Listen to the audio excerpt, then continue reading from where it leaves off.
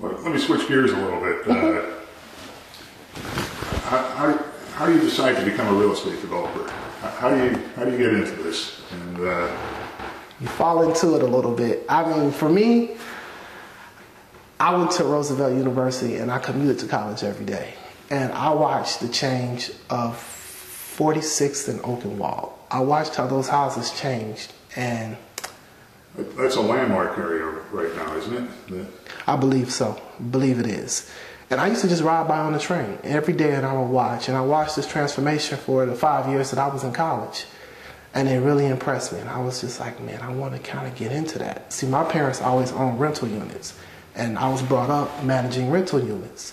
Okay, so you had some background in real estate to start with. Oh, yeah. But I didn't necessarily want to, I guess you could say, rent to people and have to go through the problems of managing. I was more interested in the development part of it and the restoration part.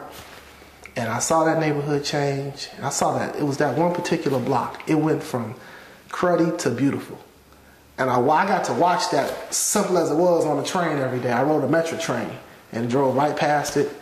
And I was just impressed. I would get in my car sometimes when I was out of school, and I would try to come up this way, and I would drive down the block just to take a slow look at it.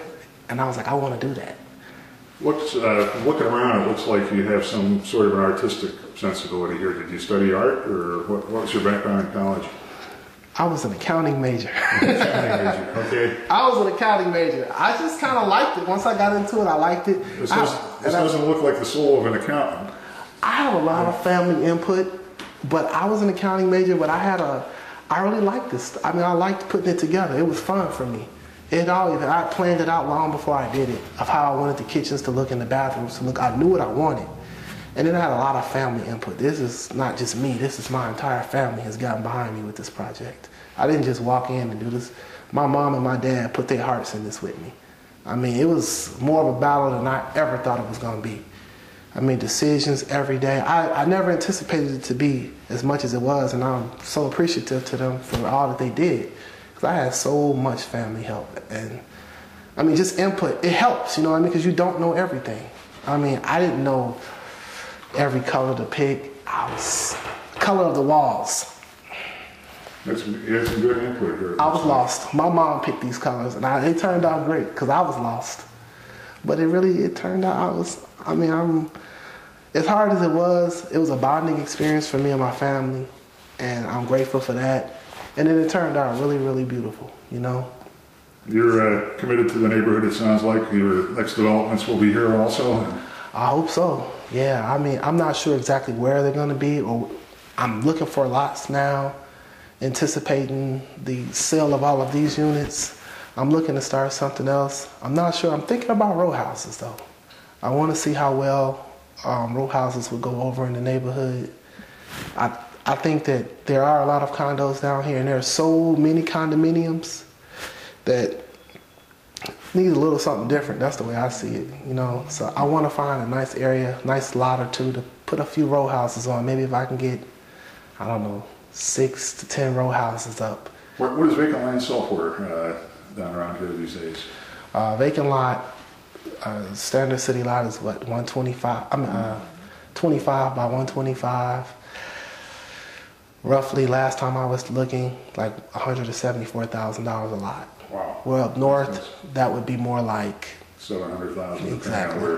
Exactly. 500, 700. And those prices down here are even going up fast. You know what I mean? I wouldn't be surprised now if I went and checked. I haven't checked in the last, say, 3 months.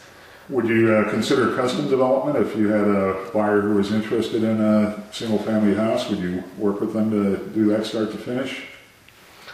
I would consider it. I would consider it. It would be something I'm interested in if I had a buyer that was really interested in a particular house in a particular spot, and they wanted it a certain way. I mean, I've been able to make enough contacts, and it's not that hard, you know what I mean? It's just time consuming. And I mean, it takes a lot of time. And me personally, I think I will. I would. I probably would. I probably wouldn't turn it down just because I want the challenge of it. It's just for me, time. The only problem I have is time. It's just time, because I do work another job outside of this one.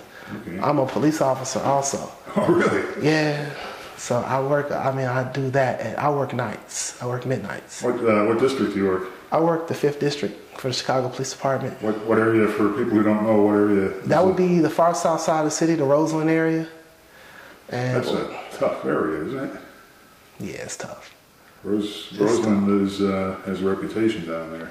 Yeah, they have a reputation, but like I always tell people, it is tough and it's bad, but it's not everybody. You have a lot of hard-working people down there, mostly hard-working people, just in any area that's really, most people say it's pretty bad.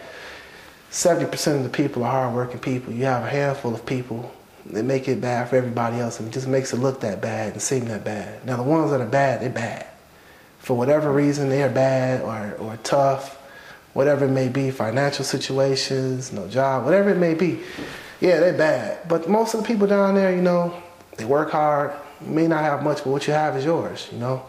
And that's just the way I've always seen it. So, people say, yeah, Roseland's tough and it's bad. Yeah, I guess you could say as far as the city go, that's probably one of the tougher neighborhoods. I would put it in maybe the top 3 neighborhoods in the city. I want to ask you what the other top 2 are. I know that this isn't one of them. So that's all. No, this isn't one of them. That's all that counts. And you know the amazing part about it? At one time, this was number 1. This neighborhood was number 1. It was? Yeah. This was that, I guess. This was number 1. Oh, but this was when the Taylor homes were here, and that's when, but all that's been blown away. Well, you have this was what they called the low end, and it was high drug traffic and high gang bangers, and it's just not that anymore. You can walk down the street here at night. I mean, I come through here at night or leaving the job site, and you see people jogging, you know, by themselves, not caring, not worrying about anything, or people walking their dog. It's just not what it was, say 10, 15 years ago. It's not the same neighborhood. A lot of changes went down here, a lot of positive changes, you know. The more people you see on the street, the safer it gets to be. Yeah, right.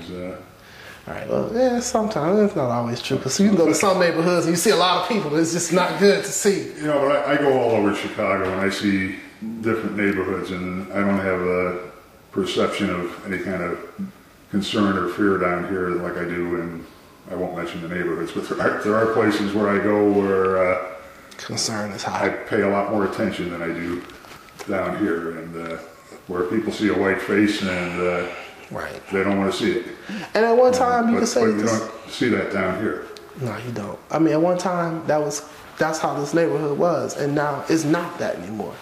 Now, I mean, you can see any multitude of faces, and you see people getting along. I mean, they hanging out together. I mean, personally, I just love that. It's like, you know, it's kind of like Hyde Park, how Hyde Park is. We're right around the corner from Hyde Park. Yeah, right around the corner from Hyde Park. You can just about walk to the university from here. It's a mile and a half. Yeah, it'd be a good walk, but you could do it. You can ride a bike there all day long.